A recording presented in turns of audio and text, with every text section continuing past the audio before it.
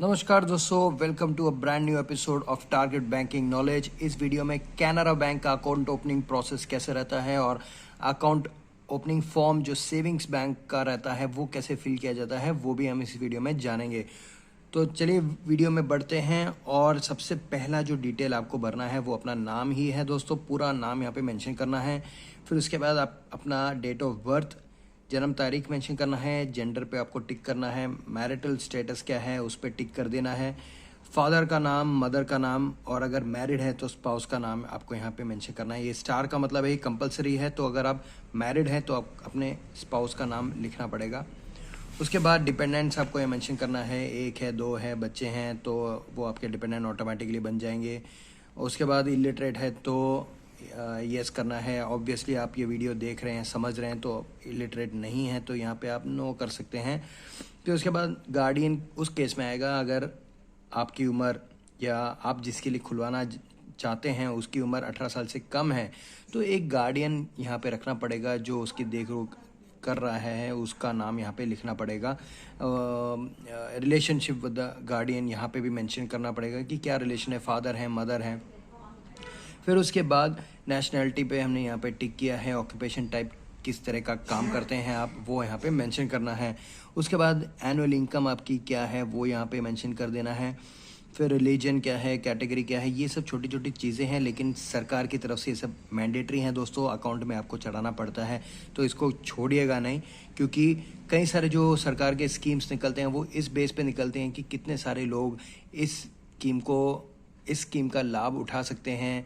तो ऐसे सब केसेस में ये देखा जाता है कि आपका अकाउंट किस कैटेगरी में आता है, क्या वो जनरल में आता है, ओबीसी में आता है, एससी एसटी में आता है। अगर आप एससी एसटी हैं तो ज़रूर ये कभी भी गलती ना करिए कि ये टिक ना करें। तो अगर आप एससी एसटी है तो ज़रूर करिए, क्योंकि एससी एसटी के जो कई सारे लाभ मिलते हैं गवर्नमेंट के थ्रू, वो तभी आपको मिल पाएंगे अगर आपके अकाउंट में ये मेंशन किया गया है। फिर आगे बढ़ते हैं। पर्सन में डिसेबिलिटी है तो वहाँ पे यहाँ नो किया हुआ है। एजुकेशन क्वालिफिकेशन आप मेंशन कर सकते हैं, नहीं किया तो भी चलेगा दोस्तों। फिर यहाँ आगे बढ़ते हैं। यहाँ पे अपना पैन नंबर, ये बहुत ज़रूरी है। बहुत ज़रूरी नहीं, ये मैंडेटरी मान सकते हैं एक तरह से, क्योंकि आधार कार्ड अगर है आपके पास तो चलेगा, लेकिन अगर पैन कार्ड, आधार कार्ड के साथ अगर पैन कार्ड भी है तो एकदम बढ़िया। और अगर पैन कार्ड नहीं है तो फॉर्म 60 करके एक फॉर्म रहता है, यहाँ पे देखिए मेंशन किया है, सबमिट फॉर्म 60। इस फॉर्म के अंदर वो आपको मिल जाएगा। वो फॉर्म 60 जो है वहाँ पे छोटी सी कुछ डिटेल्स हैं, वो आपको वहाँ पे मेंशन कर देना है, फिर सिग्नेचर करके साथ में दे देना है। इतना ही करना है अगर पैन कार्ड नहीं है तो। लेकिन अगर पैन कार्ड बनवा ले तो वो सबसे बढ़िया रहेगा।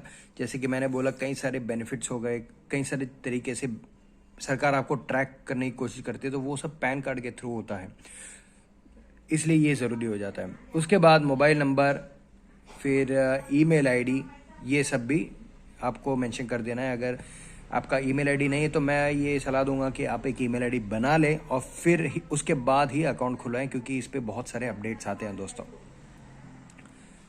उसके बाद आगे बढ़ते हैं और अकाउंट ओपनिंग फॉर्म में क्या लगता है देखते हैं। तो अगला जो डॉक्यूमेंट मांगा गया है उसमें आइडेंटिटी प्रूफ और एड्रेस प्रूफ, ये दो चीज़ लिखी गई हैं। तो आइडेंटिटी प्रूफ और एड्रेस प्रूफ, ये दोनों चीज़ ज़रूरी है, और ये एक ही डॉक्यूमेंट भी हो सकता है। वो कैसे, वो हम समझते हैं। आइडेंटिटी प्रूफ वो होता है जिसमें आपका फ़ोटो दिखता है।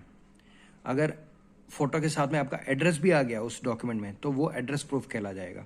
आईडी प्रूफ कम एड्रेस प्रूफ कहलाया जाएगा। जैसे कि आपका आधार कार्ड आईडी प्रूफ भी है, एड्रेस प्रूफ भी है, लेकिन पैन कार्ड जो है वो आपका सिर्फ आईडी प्रूफ है, एड्रेस प्रूफ में नहीं गिना जाएगा। तो वो यहाँ पे हमने मेंशन कर दिया है। आधार कार्ड, उसका नंबर यहाँ लिखना है। इशूड बाय अगर आपको चाहिए तो वो UIDAI होता है, UIDAI ये होता है इशूइंग अथॉरिटी आधार कार्ड का। अब इसके नेक्स्ट पेज में आ जाते हैं दोस्तों। यहाँ पे आपके कुछ और डिटेल्स पूछे गए हैं, जैसे कि आपका एड्रेस। अब अगर आपका एड्रेस जहाँ पे आप रहते हैं और आपका परमानेंट एड्रेस दोनों अलग है तो आपको दोनों अलग अलग यहाँ पे मेंशन कर देना है। अगर दोनों एक ही है तो आप एक जगह लिख के दूसरे में same as current permanent address, ये वाला जो ऑप्शन है इस पर टिक कर सकते हैं। तो अगर हमारे जैसे इस केस में दोनों सेम है, लेकिन अगर आपका केस अलग है तो आपको यहाँ पे दूसरा एड्रेस यहाँ पे लिखना है, जहाँ पे आपको अपने जैसे कि आपका कोई भी कम्युनिकेशन है, एटीएम कार्ड का डिलीवरी है, चेकबुक का डिलीवरी है, वो सब पाना है तो आपको करस्पॉन्डेंस एड्रेस में आपका एड्रेस मेंशन करना है। लेकिन उसके साथ में ही आपको कोई प्रूफ भी दिखाना होगा कि आप उस एड्रेस पे रहते हैं, जैसे कि रेंट एग्रीमेंट हो गया या फिर यूटिलिटी बिल आप दिखा सकते हैं, म्यूनिसिपल टैक्स रिसीट दिखा सकते हैं। अगर आप गवर्नमेंट इंस्टीट्यूशन में कहीं पे काम करते हैं तो ऑब्वियसली आपको एक अलॉटमेंट लेटर मिला होगा। किसी भी पीएसयू में या पब्लिक सेक्टर बैंक्स में काम करते हैं या किसी प्राइवेट सेक्टर बैंक्स में भी काम करते हैं, तो वो लोग लिख के दे देते कि इस एड्रेस पे ये बंदा रहता है।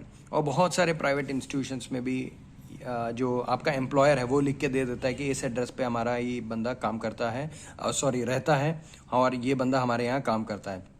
तो ऐसा एक लेटर आप ले सकते हैं।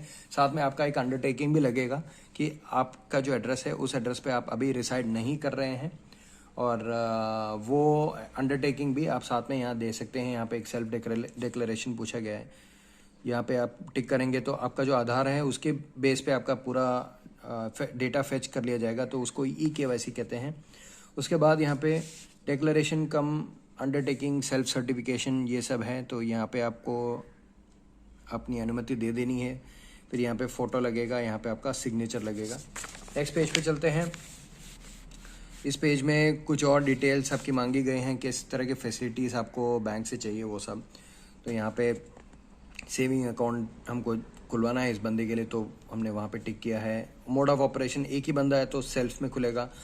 ईदर और सर्वाइवर यानी कि 2 अगर लोग हैं जॉइंटली अकाउंट में तो उनमें से कोई भी ऑपरेट कर सकता है। फॉर्मर और सर्वाइवर के केस में पहला ही कर सकता है, और अगर वो नहीं रहेगा तो दूसरा करेगा।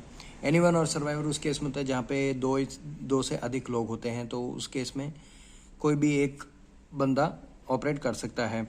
फिर जॉइंटली ऑपरेटेड में चाहे 2 या उससे ज़्यादा भी हों लोग, तो भी उन लोगों को साथ में साइन करके देना पड़ेगा किसी भी चीज़ के लिए, तो ही वो लोग ऑपरेट कर पाएंगे। उसके बाद यहाँ पे एटीएम कार्ड फैसिलिटी चाहिए, और उसमें किस तरह से नेम डिस्प्ले होना चाहिए वो यहाँ पे मेंशन किया गया है। फिर चेकबुक फैसिलिटी पूछा गया है। इन net banking, SMS, mobile banking, phone banking services वो सब चाहिए, तो हर चीज़ पे टिक कर दिया गया है। अब ये फिक्स डिपॉजिट की कुछ एप्लीकेशंस हैं तो वो छोड़ सकते हैं। फिर यहाँ पे नॉमिनेशन, ये बहुत ज़रूरी है दोस्तों, यहाँ इसको छोड़िएगा नहीं। नो नॉमिनी तो कभी रखिएगा ही नहीं, किसी ना किसी को नॉमिनी बना के रखिएगा। यहाँ पे नॉमिनी मेंशन कर देने के बाद उनका रिलेशन क्या है आपके साथ वो मेंशन कर देने के बाद एक सिग्नेचर यहाँ पे करना है। उसके बाद एक और यहाँ पे डिक्लेरेशन कम सेल्फ सर्टिफिकेशन है, आप ये सब पढ़ के यहाँ पे साइन कर सकते हैं। ये कुछ और टर्म्स एंड कंडीशंस हैं बैंक की। बैंक अपने आप को सेफ रखने के लिए ऐसे कंडीशंस बना के रखते हैं, तो ये आप पढ़ सकते हैं। इसमें कोई ऐसे कोई ट्रैप करने वाली बात नहीं है। आप चाहे तो अपनी नॉलेज के लिए पढ़ सकते हैं, वैसे इसमें कोई दिक्कत नहीं है। आप नीचे जाके यहाँ पे साइन कर सकते हैं। तो एकदम बेसिक सा सिंपल सा फॉर्म है दोस्तों। कैनरा बैंक हमारे बैंक जो बैंक्स हैं इंडिया में उनमें से लीडिंग बैंक्स में से एक है, और पब्लिक सेक्टर बैंक्स में ये टॉप 5 बैंक्स में भी आती है। तो एक अच्छा बैंक है, अच्छी फैसिलिटीज़ ऑफर करता है, अच्छी सर्विस भी है, काफ़ी इम्प्रूवमेंट हुई है सर्विसेज में भी। और अगर आप पब्लिक सेक्टर बैंक्स पे काफ़ी ट्रस्ट करते हैं, अगर आप अपने पैसों को सिक्योर वगैरह रखना चाहते हैं, आपको ट्रस्ट है, तो कैनरा बैंक एक बहुत अच्छा ऑप्शन है। SBI, PNB, BOB वगैरह टॉप 3 बैंक्स है। उसके बाद कैनरा बैंक, यूनियन बैंक, इन सब का नंबर आता है, तो आप बेझिझक होके इस बैंक को कंसिडर कर सकते हैं। और यदि आपको इसके अलावा कुछ डाउट्स हैं तो मेरे को कमेंट सेक्शन में पूछेगा, मैं आपकी हेल्प कर दूंगा। धन्यवाद दोस्तों।